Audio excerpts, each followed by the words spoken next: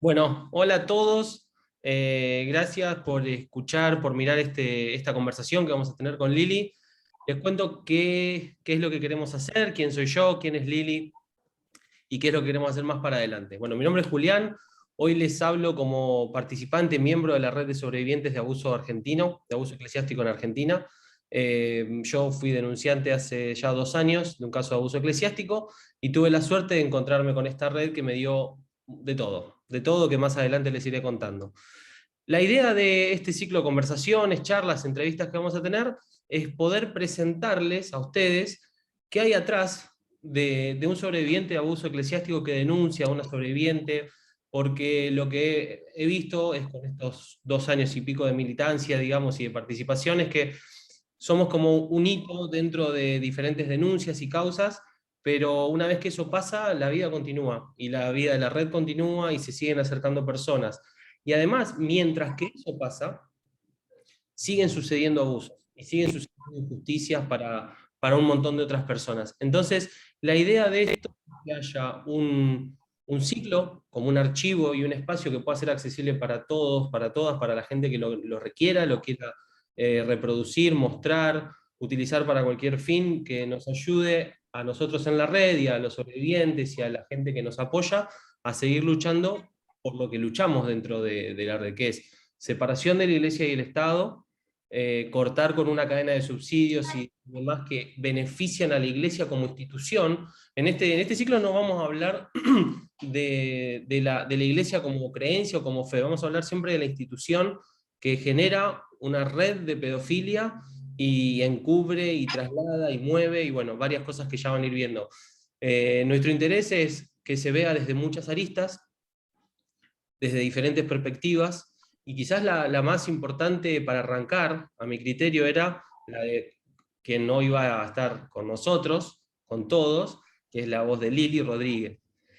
Lili, a ver, ¿quién es Lili? Lili es una de las fundadoras de la red, un pilar fundamental para todos. Generalmente es el primer contacto con cualquier persona sobreviviente, víctima, que se contacta con la red, y es el primer apoyo psicológico o la primera consulta humana y personal con la que todos nos hemos encontrado. En mi caso particular también fue mi terapeuta durante un rato largo, casi un año, en todo lo que fue mi proceso previo, durante y post denuncia.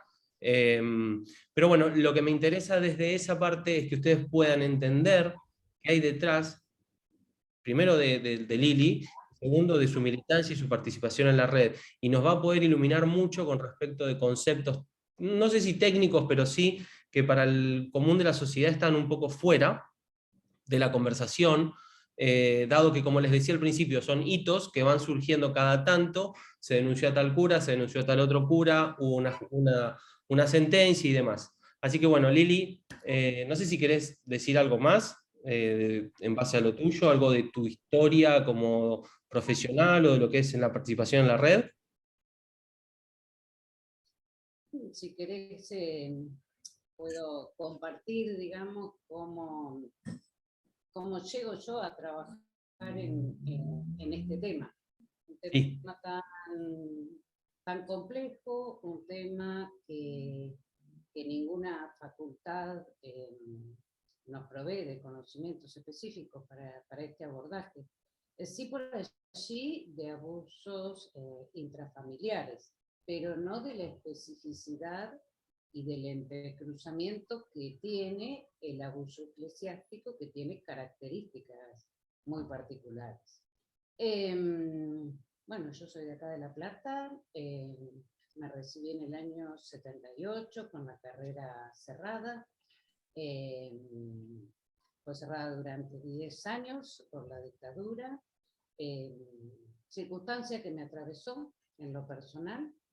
El genocidio significó que me echaran del trabajo por razones políticas, estuve inhabilitada y estuve en exilio interno.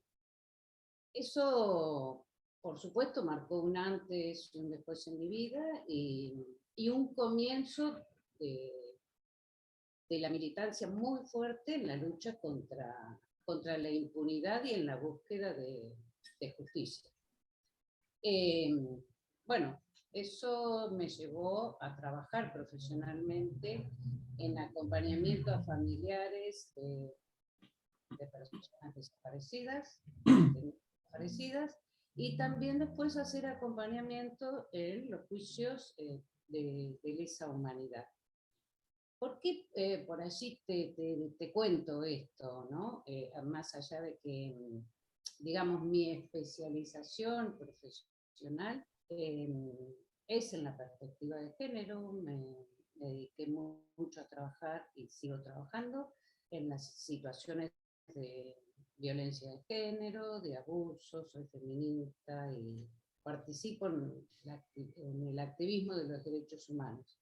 Pero todo esto es lo que me dio herramientas, bueno, como es la vida, ¿no? Que uno va adquiriendo herramientas, no sabe en qué momento las va a poner en uso. Y de pronto llegó esta circunstancia de que se empezó a construir esta red de sobrevivientes, y bueno, y allí apelé a todas esas herramientas.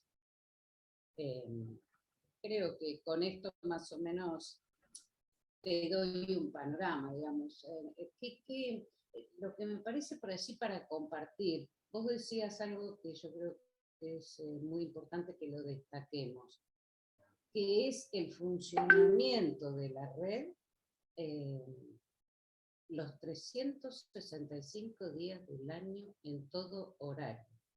Es decir, estamos la forma de comunicación de las personas para consultas, para dudas, es a través del Messenger. Si hay algo que tenemos claro es la pronta respuesta, porque sabemos que quien escribe es porque antes atravesó todo un camino, que le costó escribir, que dudó, que desconfió. Entonces la respuesta tiene que ser por lo menos inmediata, aunque la charla sea posterior. Es muy común, o es alto el porcentaje, podríamos decir, de las consultas nocturnas. Generalmente las personas escriben al Messenger en horas de la noche o de la madrugada. Y creo que también me parece que en este punto estaría bueno compartir que la red es una cajita de resonancia social. Es decir, cuestiones que impactan en la sociedad, como fue Telma, la denuncia pública de Telma, impactó en la red. Hizo que crecieran denuncias y que personas que hasta ese momento no habían podido hablaran y consultaran. Y la pandemia también fue un hecho que, bueno, digamos, cuando el mundo se paró y la gente, y quedamos dentro de las casas y con los convivientes, de pronto empezaron a aparecer fantasmas. Y eso también llevó a que hubiera muchas consultas. Sí, sí, todo está bueno. O sea, todo esto que vos mencionás, me es muy difícil no resonarlo personalmente. A la noche, cuando se calma la dinámica del día a día, aparecen secuelas, aparecen pensamientos, miedos, reflexiones, con preguntas. ¿Por qué esto? ¿Por qué lo otro? ¿Cómo salgo de esto? ¿Cómo salgo de lo otro? Y es difícil graficar. Yo a ver, la forma más gráfica que encontré de cómo identificar, digamos, de cómo mostrar lo que es la red es un faro en el medio de la oscuridad, en el medio del mar. Estás solo, más allá de que uno, a ver, puede o no, eso después lo iremos viendo con el resto de los compañeros y gente que converse. A veces uno está acompañado y a veces no está acompañado. Eso es, cuando no estás acompañado es más difícil. En mi caso tuve la suerte de estar siempre acompañado, pero aún así nunca estuve acompañado por pares sobrevivientes. Y esto que vos mencionabas de los horarios nocturnos y de la pandemia, que, bueno, obvio que lo he visto dentro del mismo grupo donde trabajamos y todos compartimos, pero me acuerdo a nivel personal, cuando se dormían los nenes y por ahí había días que me quedaba enganchado pensando. Entonces, sí, es duro y a la vez es reconfortante, digamos, poder poner en valor esto que vos decís, que estamos, o que la red está y que vos estás, bueno, que Vincent están, que hay gente humana que está preocupada por ese detalle, de poder contestar porque sabe de lo que está pasando la persona que está escribiendo del otro lado. Eh, Así que sí, me parece fundamental. Y después, un comentario. Te voy a pedir una cosa antes por las dudas porque se escucha el ruido. Si podés cerrate WhatsApp o algo que tengas abierto en la compu, o el celular, si no bajar el volumen que le genera mucho ruido al micrófono, porque estaban sonando recién. No sé si puede ser que tuvieras algo abierto en la compu, WhatsApp web o algo de eso, o Facebook o algo por el estilo. Puede ser. Bueno, mientras vos lo buscás, eh, el comentario que yo también quería hacer mientras te escuchaba hablando, más allá de las creencias de cada uno, yo no soy muy creyente de las cosas más prefijadas y demás, pero qué loco que tu vida y que hayas ido adquiriendo tantas herramientas para empezar a aplicarlas en un camino que quizás no es el que vos habías elegido al principio, pero que cuando haces la cuenta y decís, bueno, hoy como vos decís, todo lo que es perspectiva de género y violencia de género, diferencias más, diferencias menos, tiene que ver con las injusticias, con el abuso de poder, con la violencia física, con la denigración psicológica, con a veces la reducción a la servidumbre, digamos, muchas características que yo he visto en otros compañeros, compañeras. eh, Así que nada, es como muy, viéndolo a la distancia, es muy loco que hayas ido adquiriendo todas esas herramientas, porque a la vez te hacen una persona especialmente preparada. Olvidémonos de la capacidad humana, ¿no? Que creo que eso es algo que lo tenés, porque yo que te conozco personalmente, pero nada, creo que en ese sentido la red y los sobrevivientes y la gente que se comunica o se comunicó o se va a comunicar, se encuentran con una persona de primerísima. Así que bueno, eso está bueno. Es un detalle que yo en el momento que me contacté con la red y apareciste vos y demás, no me había dado cuenta del valor que eso iba a tener en el tiempo y cómo iba a repercutir en el tiempo, en el mientras tanto y en el devenir de lo que fue en mi denuncia, la parte mediática y tantas otras cosas. Y ni hablar después de verlo como compañero de otros compañeros y compañeras que han tenido sus procesos, que arrancaron o que estaban arrancando cuando yo ingresé a la red y pude verlo ahora.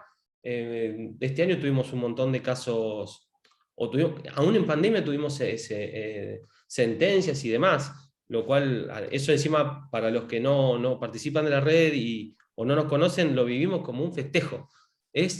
Nos faltan, o sea, si no fuera por la pandemia nos juntaríamos todos, guirnaldas, copetín, o sea, realmente es un festejo cuando un sobreviviente puede llegar a la sentencia y puede empezar a cerrar ese ciclo y abrir uno nuevo que viene con la parte de la postsentencia y demás, y el tema de lo que es la sensación de justicia, ¿no? Que se siente cuando está validado todo lo que el compañero o la compañera denunció desde que empezó a hablar. Como lo sabemos, somos compañeros, compañeras que se han tenido que mudar de ciudades porque, nada, hay pueblos que están, digamos, atrasados en su forma de pensar todavía y expulsan al denunciante y protegen al denunciado. Y como es en defensa, digamos, van en defensa de violadores, de abusadores, de maridos violentos, de tantas otras cosas. Así que bueno, empezando con las preguntas, porque tengo un montón. Vos estás en el consultorio, ¿no? Y como vos decís, tenés una especialización en lo que es perspectiva de género y después has contactado con muchos compañeros y compañeras y has ayudado, digamos, a muchos de ellos. Y la primera pregunta que tengo es, ¿cuál es la secuela que vos más por ahí frecuentemente ves en el consultorio o en los mismos compañeros de la red? ¿Qué es lo que vos más ves?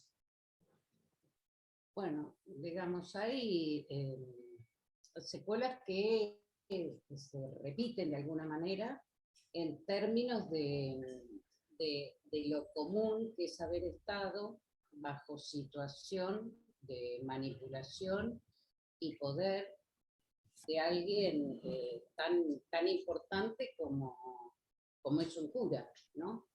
Entonces, como esa situación está marcada fuertemente por,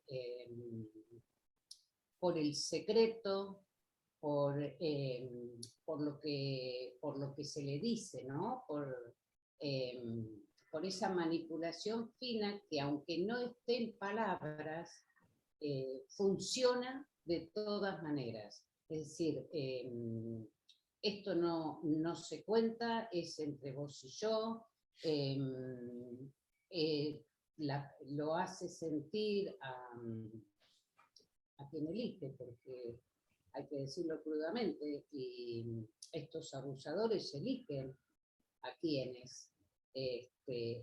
Entonces, separan y utilizan determinadas características que pueden ser vulnerables en un momento de la vida para ese joven o para esa niña, para poder ir construyendo una confianza y haciéndose sentir imprescindible,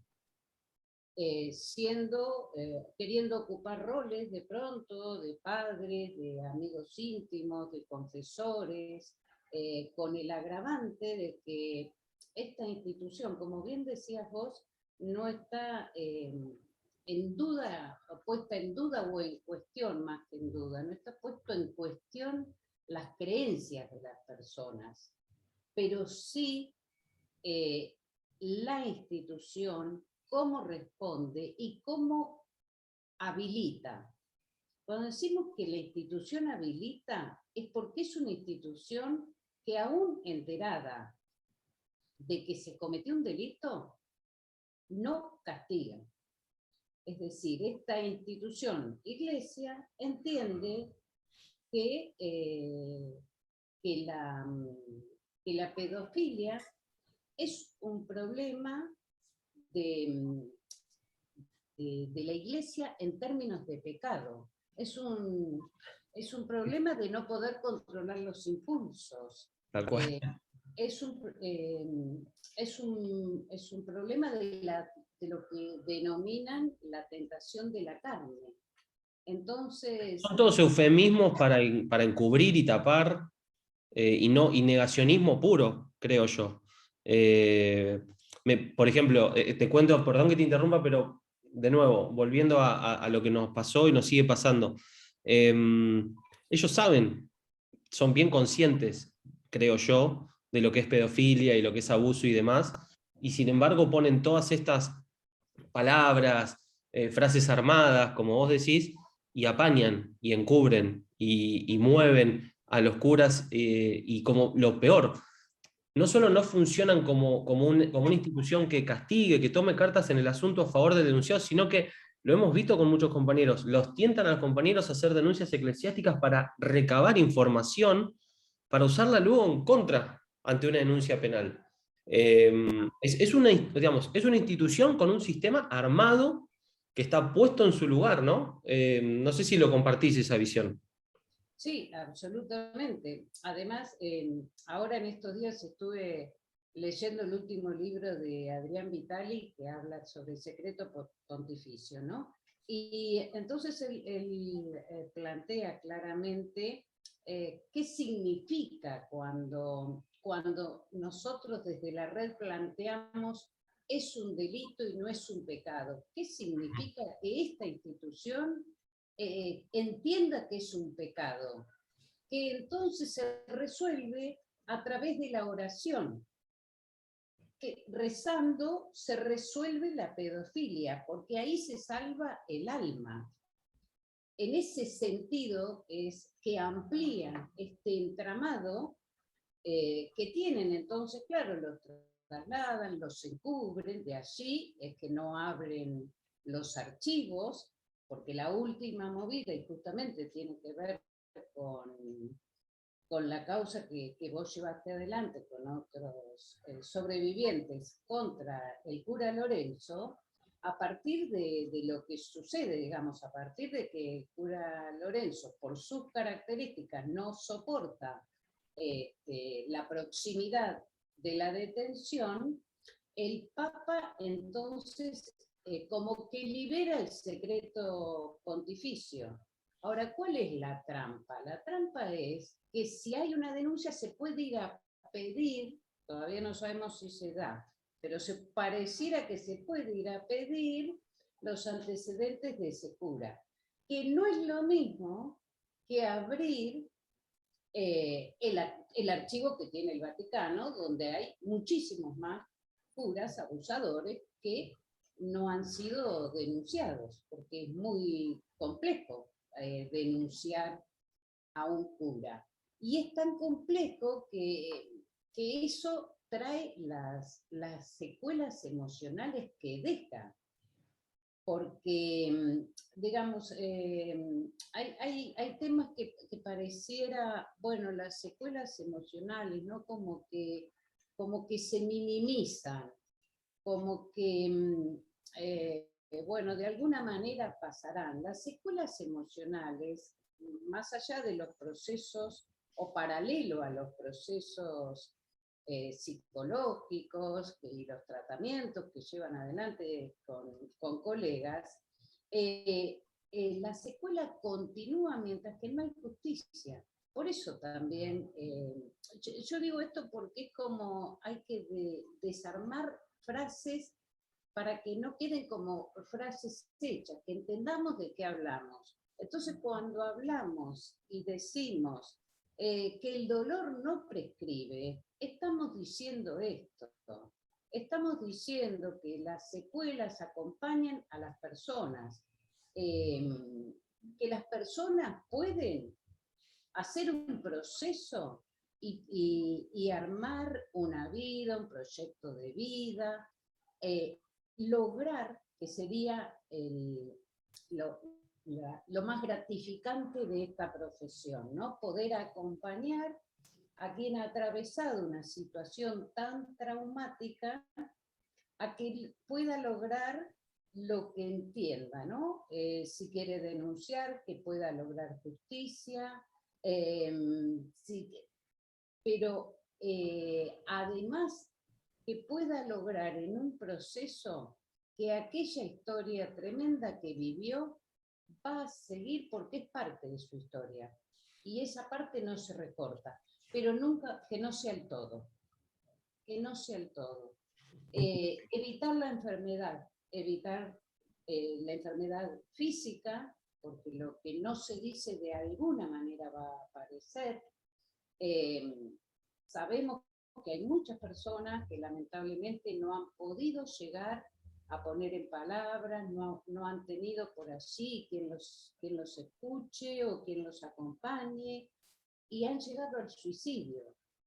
Entonces estamos hablando de cuestiones muy, muy caras para la sociedad. Perdón, esto es importante, te interrumpo por lo siguiente. Para poner un paralelismo, una cosita que vos dijiste, que está bueno, que la quiero remarcar, las secuelas acompañan, yo le agregaría digamos, una capa más todavía, las secuelas hunden y aprisionan.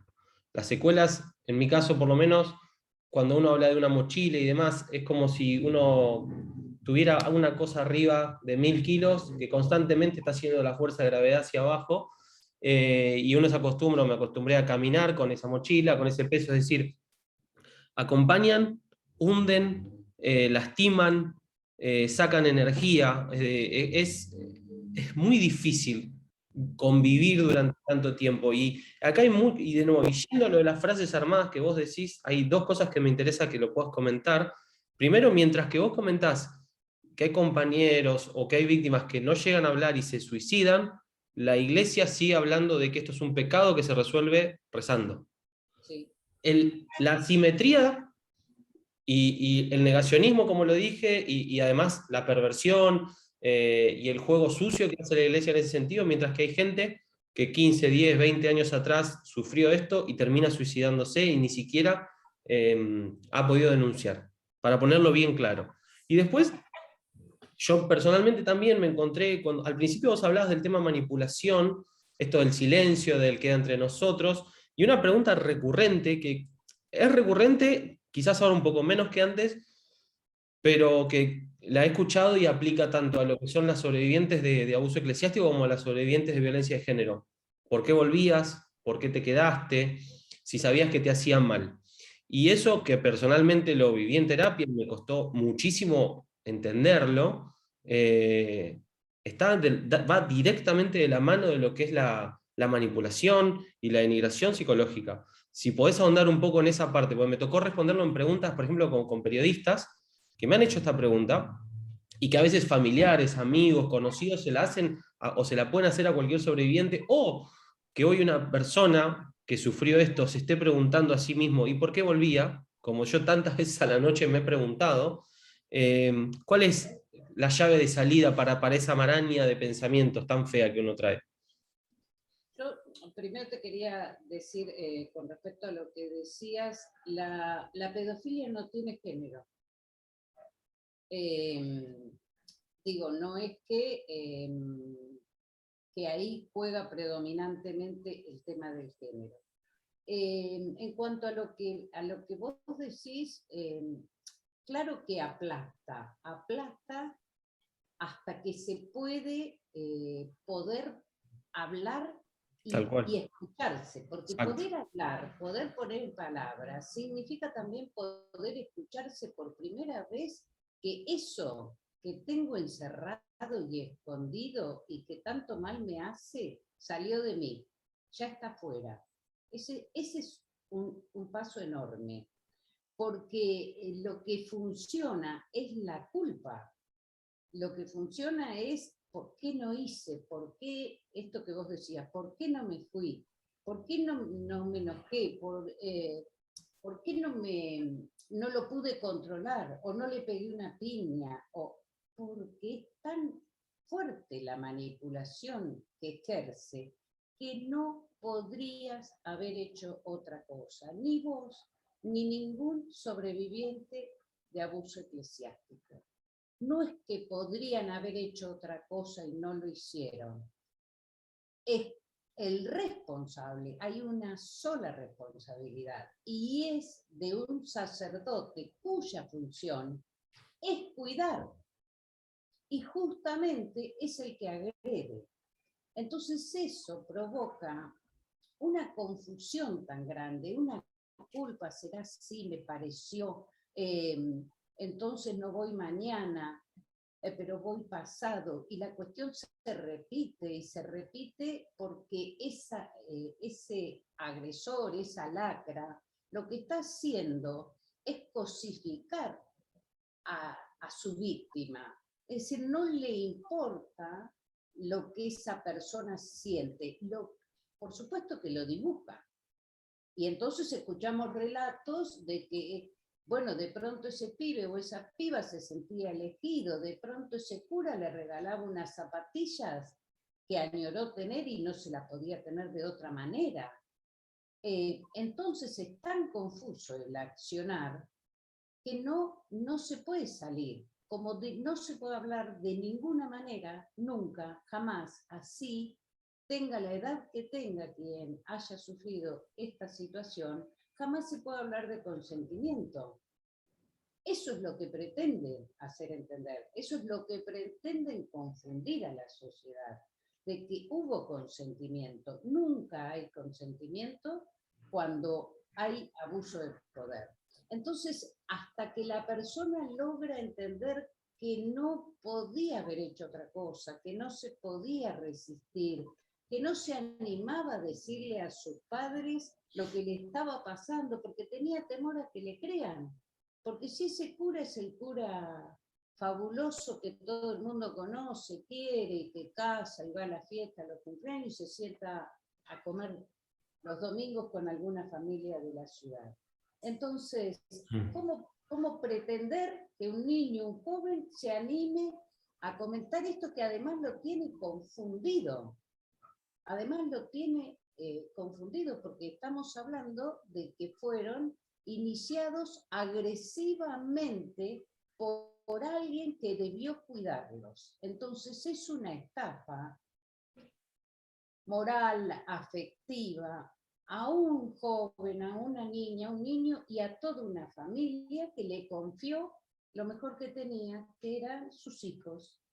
De eso, o sea, estamos hablando, y que es sumamente importante que puedan escuchar, ojalá, no los fieles solamente, los fundamentalistas, ¿no? Porque en estos aportes dinerarios que vos decías al inicio, a la iglesia, y bueno, también parte de ese dinero va destinado a pagar los abogados que luego van a defender a ese cura abusador. Cuando en la red tenemos muchos y muchas compañeras que no tienen las posibilidades económicas para poder pagar un abogado o una abogada particular. Por suerte, esto está creciendo y está cambiando y se está incorporando la perspectiva de género y estamos encontrándonos con fiscales y fiscalas de lujo.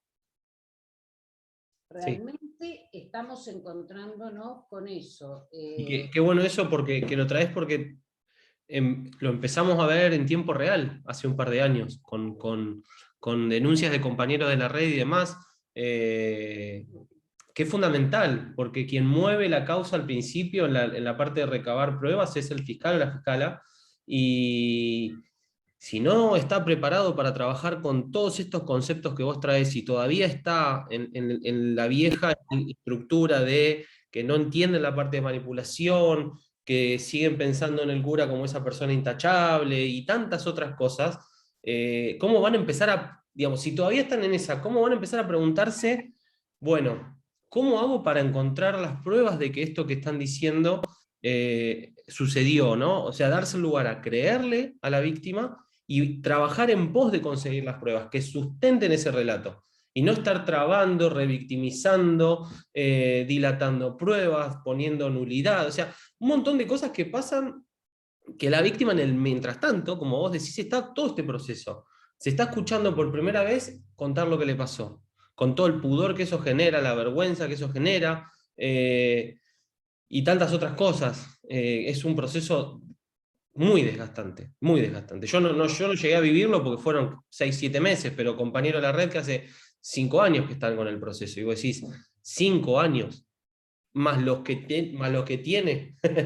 O sea, porque además, digamos, porque además está todo puesto, no nos olvidemos de la convivencia político-judicial muchas veces, ¿no? O sea, acá hay una convivencia y un poder muy establecido en muchas provincias. Por eso me parece que es importante y que la red destaque también el accionar de aquellos agentes de justicia que implementan justicia, porque sí. una de las fortalezas que tiene la red es que nosotros y nosotras podemos hablar porque hemos escuchado cientos y cientos de relatos. Entonces, no van a encontrar testigos, no busquen testigos porque no van a encontrar, pero sí la red puede afirmar con seguridad, no ha habido ni una sola pericia psicológica y psiquiátrica de ningún compañero ni compañera que hable de que mienten, de que fabulan. Una sola pericia no ha habido. Entonces, el yo te creo para la red tiene todo este fundamento. De la misma manera que no ha habido hasta hoy ninguna pericia psicológica ni psiquiátrica de ningún abusador que demuestre que está enfermo. Son calcadas las pericias, los perfiles son calcados. Entonces, no hay enfermedad, desde la red lo decimos con contundencia, basados en nuestra propia experiencia. Y de la misma manera lo decimos de quien se anima a denunciar. Porque también inventan esto de que quieren fama, quieren dinero, bueno, ¿no? Tal cual. No, o sea, cualquier tipo de artilugio para distraer la atención del foco concreto, que es, hay una persona que te está denunciando de pedófilo. Eh, y es gravísima la acusación. Sobre ese punto que vos traes, recién me interesa decirlo de nuevo, porque a mí mismo me pasó, ¿te acordás? En terapia, esto de que vos me dijiste un par de veces, me dijiste, Juli, no están ni locos ni enfermos. Y a ver, volviendo a poner el contraste, la iglesia dice que se cura rezando.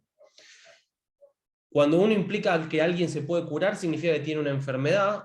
Por lo tanto, acá, como vos acabas de decir, ni loco ni enfermo. Eso, para la sociedad o la gente que nos está escuchando, ¿qué significa el tipo que es pedófilo?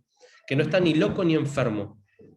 ¿Cómo es esa característica calcada que vos ves en todas las pericias? Primero que todo, significa que es absolutamente consciente y responsable de sus hechos. Sabe lo que está haciendo, lo repite sistemáticamente, no le importa. Entonces no es una persona que no tiene criterio de realidad, que está perdido, no, es plenamente consciente de sus actos. Son personas muy narcisistas, muy centradas en sí mismas, con una gran necesidad de satisfacer sus necesidades, no importa al costo y a la vida de quién, porque acá estamos hablando de la vida de personas. Entonces atropellan infancias, atropellan adolescencias, y esto del desequilibrio de poder, el desequilibrio de la culpa queda en el sobreviviente. Estos lacras, estos curas abusadores, no sienten culpa de aquello que han cometido. Y por eso, además, otra de las características que me parece que es importante destacar es el pacto de silencio, porque el pacto de silencio es de una institución y es entre ellos. ¿Sí? No solo no asumen, ¿no?, que esto es una expectativa que muchas veces frente a un juicio los compañeros y las compañeras tienen, ojalá que en el momento que de las últimas palabras o que le toque declarar, asuma lo que hizo, pida disculpas. No lo hacen y no lo van a hacer. Es una expectativa comprensible, o sea, se puede comprender que quien atravesó esta situación lo espere. No lo va a hacer. Buenísimo que lo digas porque, nada, esto lo estamos haciendo para toda la gente que por ahí está con estas conversaciones adentro también. Y entender el accionar que tienen, tanto como individuos como instituciones, es fundamental. Porque si no, eh, seguimos, yo creo que con el pasar del tiempo, cada vez estamos siendo, como pasó con la lucha feminista. Empezó como algo chico, que parecía, no, esas mujeres están locas, qué sé yo, y se estaban pidiendo cosas básicas como igualdad, como, bueno, lo que ya sabemos, y hoy es algo que se instaló en la sociedad, que generó avances enormes hacia adelante en la igualdad de género, que hay que seguir atendiendo cosas, y atrás venimos nosotros, ¿no? Digamos, los que estamos militando y luchando por esto también, que es un tema tabú. Hay muchas mesas que de esto no se habla. Y, a ver, te lo cuento, digo, hoy cuando hablabas de esto de la iniciación forzada, a mí la primera vez que vi una persona desnuda fue el cura, en una cama. Yo no elegí eso, yo no quería eso, a mí no me interesaba eso. No, yo no quería estar a mis 14 años en la cama con un tipo de 40, siendo manipulado, violentado psicológicamente. Digo, me parece que esos son los temas que a veces cuesta, porque a mí como me pasó esto, cualquier chico o chica le puede estar pasando hoy, y cuando hablo de que es algo tabú es eso, el no hablarlo, eso es no escucharlo, y como hablas vos, tiempo que pasa, preguntas, silencio. Y en los 14, 20 años más o menos que yo tardé en hablar, si se quiero, que tardé es una palabra tonta, bueno, no es que tardé, es todo el proceso que tuve que pasar y demás para poder reconstruirme desde la base cero que tenía, cuánto más siguió abusando este tipo, ¿no? Y se apañan en eso también, en el tiempo. Cuánta gente denunció, cuánta gente denuncia y lo siguen haciendo. Y es gravísimo más todavía cada vez que lo pienso, que cuando los mueven de pueblo, los mueven de ciudades, les están dando terreno fértil de nuevo. Porque como vos acabas de decir, no les importa a costa de qué y de quién van a satisfacer esos deseos sexuales, y las personas son cosas. Me acuerdo cuando yo leía las pericias psiquiátricas y hablaba también de esto, Lili, que vos comentás, relaciones asimétricas, en donde el otro es una cosa o un fin, perdón, un medio para lograr un fin, que es voy a satisfacer mis peores deseos sexuales, en el encubrimiento de que es un cura. Bueno.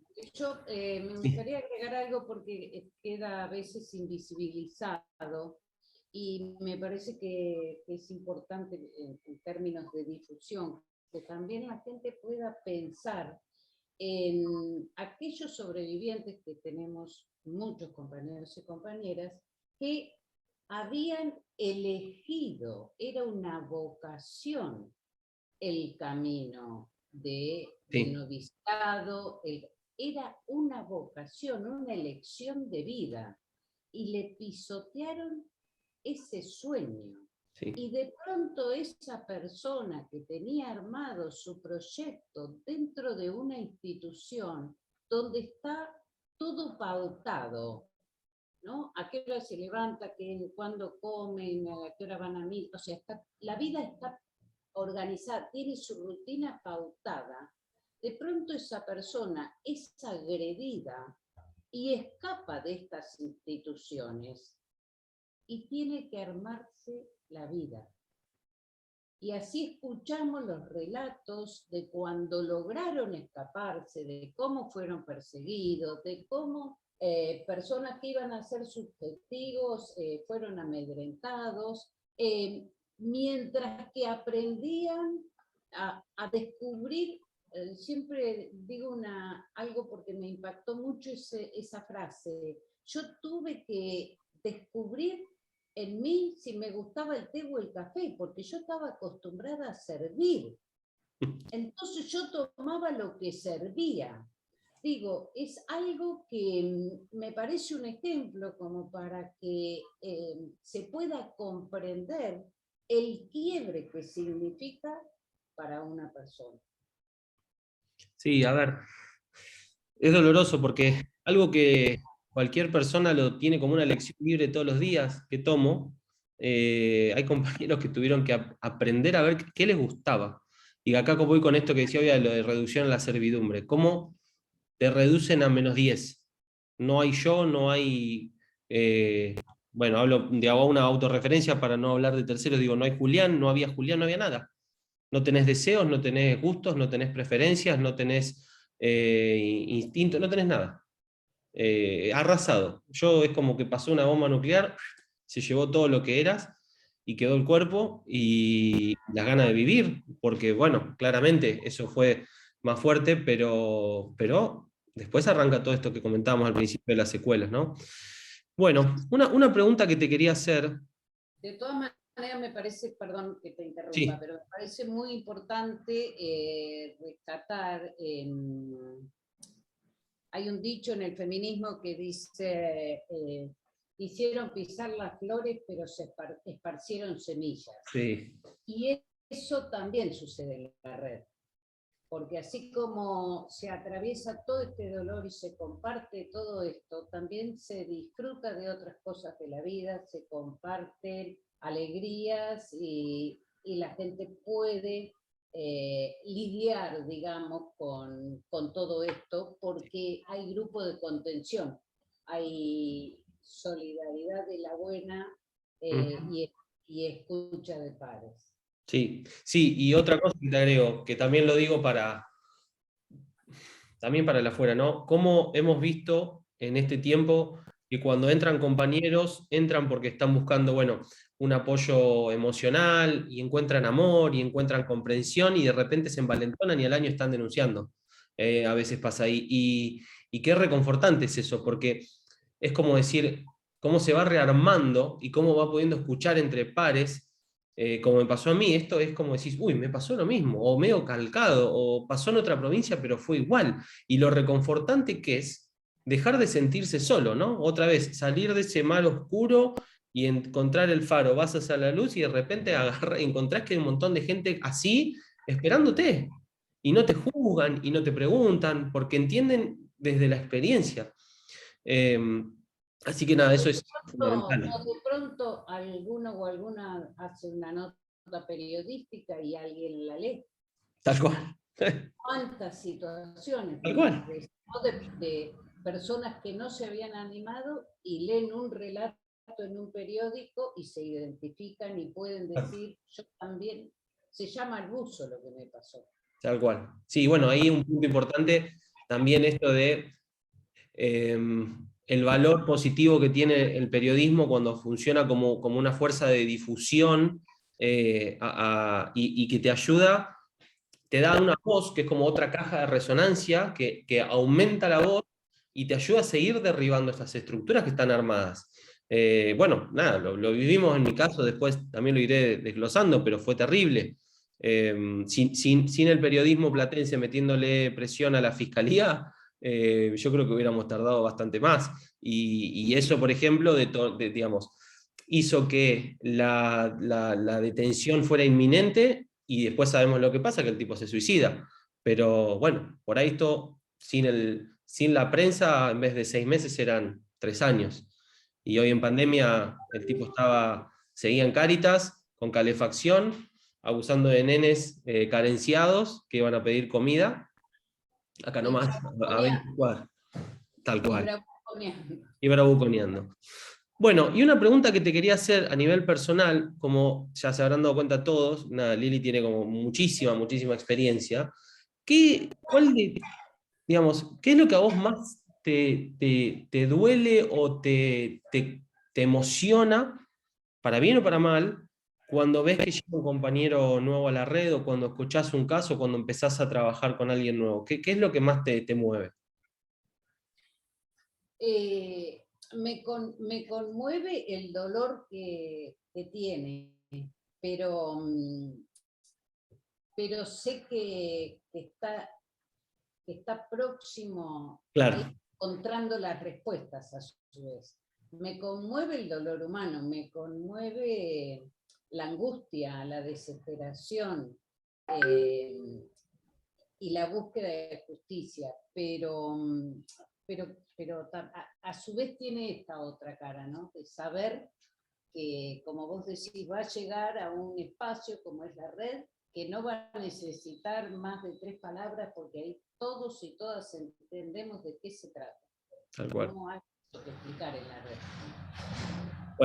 Bueno, bien. Sí, yo también, me pasa lo mismo. Es como que uno que por ahí estás adentro, estás como con el diario del lunes y vas viendo los pequeños pasos que se van dando y lo reconfortante que es que cada vez somos más y como vos decías, piensan que pisando la flor van a matar la flor y esparcen semillas y nada, es algo tan lindo eso también. Bueno, y otra pregunta que te quería hacer. A medida que vamos avanzando, que vamos viendo más casos de compañeros, compañeras, que también, por ejemplo, algo que a mí me moviliza muchísimo es siempre ver algunos partidos políticos, movimientos feministas que acompañan y que están ahí afuera de las fiscalías, que visibilizan todo esto, ¿no? Y qué es lo que a vos, digamos, ¿cómo pensás que esto avanza hacia adelante? ¿Qué esperanza tenés con toda esta lucha? Muchísima, muchísima, porque en realidad quienes acompañan mucho esta lucha son también personas que han sido sometidas, pisoteadas, descalificadas por la misma institución. Es decir, se unen las luchas, en la calle se unen las luchas, y, y vivimos hace poco como las organizaciones en Salta fueron las espaldas de nuestros compañeros que no pudieron estar en el juicio. Y con todos Entonces, los artilugios que se hacían puertas adentro durante las exactamente. sentencias y demás, ¿no? Entonces, Yo creo que, nada, yo tengo muchas expectativas, creo que se va a lograr, la separación Sí, Iglesia-Estado, creo que es algo que ya, sí. eh, eh, ya no hay más planteos, ¿no? Sí. Eh, No entra en ninguna cabeza, pero le falta a los políticos ese clic, ¿no? Pero me parece que la marea empuja y empuja fuerte. Está Eh, siendo naranja la marea. sí, tal cual.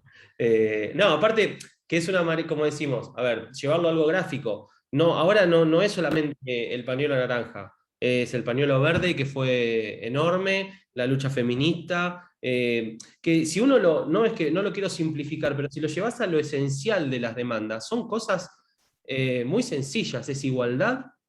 Basta de violencia, basta de matarnos, como habla la lucha feminista, basta de violarnos, basta de abusarnos, basta de denigrarnos, y un Estado y una sociedad más inclusiva. Es eso. Sí, Falta de pulseritas, falta de dilaciones judiciales, cárcel común y efectiva, condenas ejemplares, hacia ahí. exacto, exacto.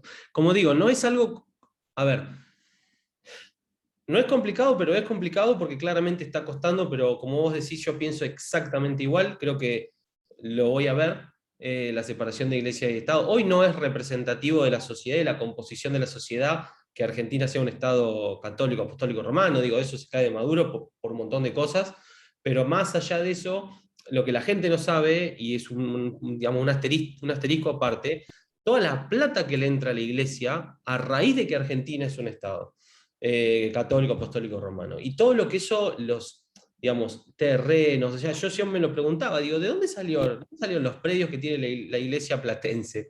En donde tienen desarrollos inmobiliarios, digamos, cosas que vos decís, wow, qué desigual, ¿no? Qué desigual para una institución que debería de profesar otra cosa, y sin embargo está llena de riquezas, y a la vez está fabricando pobreza moral todo el tiempo, al no hacerse cargo de todo esto y seguir generando pedófilo tras pedófilo.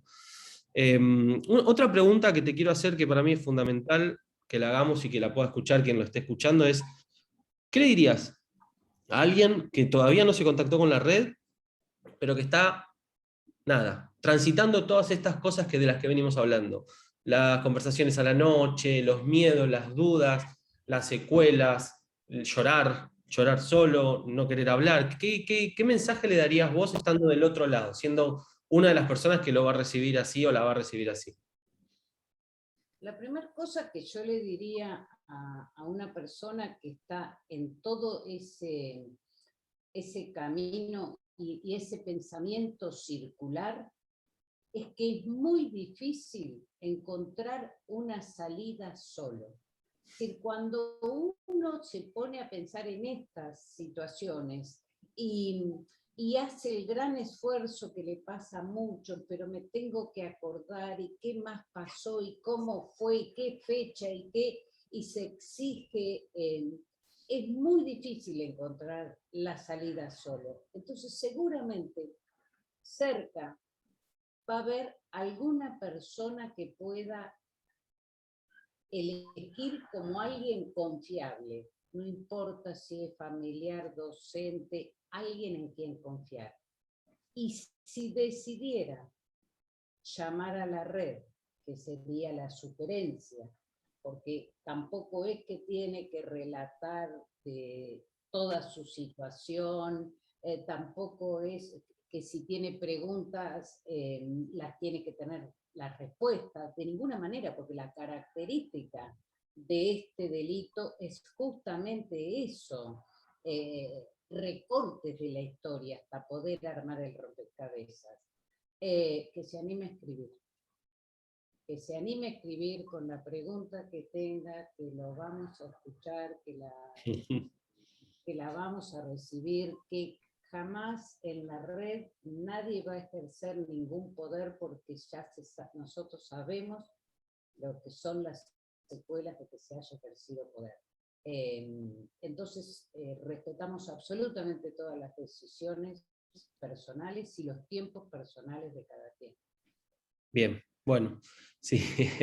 Bueno, para ir cerrando un poco, todo lo que acaba de decir Lili, lo digo en carne propia, no importa, un punto, 3 puntos suspensivos, no importa cómo, cuándo, eh, solo es muy complicado y es muy difícil y como vos decís, es muy gráfico, ¿no? Es circular. No se va ni hacia adelante y todo el tiempo volvemos a las mismas preguntas y es imposible tener las respuestas en esa instancia. Entonces, contactarse con la red, que va a haber un montón de gente dispuesta a hablar. Hoy estamos en todas las redes sociales, Facebook, Twitter, Instagram, a ver, es red de abusos eclesiásticos, red argentina, perdón, decímelo vos, Lili, que te lo acordás mejor. Red de sobrevivientes de abusos eclesiásticos de Argentina. Ahí está.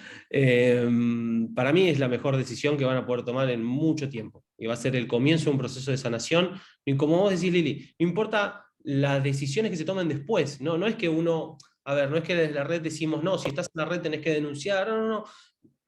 Todo lo que venga desde el autoritarismo y desde marcar posturas y no va, no está en la red. Ya lo vivimos tanto tiempo antes que no. Obviamente tenemos como institución una postura, como hablamos de la separación de iglesia y Estado y demás, pero lo que prima dentro del grupo es la comprensión y el amor, que es tan necesario en ese momento. Así que bueno, ¿querés aportar algo más? Si no, ya vamos dándole un cierre. Y esperemos que le encante a la gente que lo mire. Bueno, eso lo dirá la gente. Sí, ojalá. No, Bueno, bueno, Lili, gracias. Ojalá este es el primero de varias conversaciones que vamos a tener.